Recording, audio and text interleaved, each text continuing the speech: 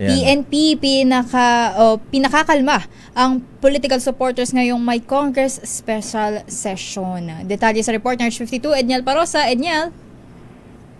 Edniel. At lakay, handang rumisponde ang Philippine National Police sa kahit anong posibilidad o eventuality.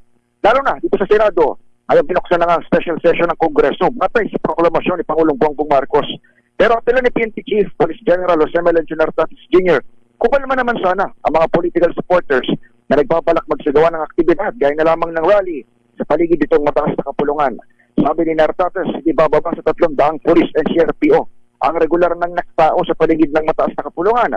Wala mang binanggit na banta, patid daw ng PNP na may mga grupong nais pa rin talaga magsagawa ng kilos protesta sa naturang lugar. Sa ngayon, maliban sa Senado, pinaigting din ng pulisyang ugnayan sa pamunuan ng Kamara de Representantes. Kabilang sa mga itinutupad ngayong seguridad ay ang vehicle inspection at mas striktong ID verification sa mga pumapasok na personalidad. Kapatid, una lang sinabi sa DZRH ni ngayon, Senate President ng Sherwin Gatchalian na may namomonitor daw silang banta sa Senado, pati na rin sa intelligence report mula sa law enforcement agencies. Ako si Edniel Parosa, DZRH. Una sa Pilipinas, una sa Pilipino. Damdamin.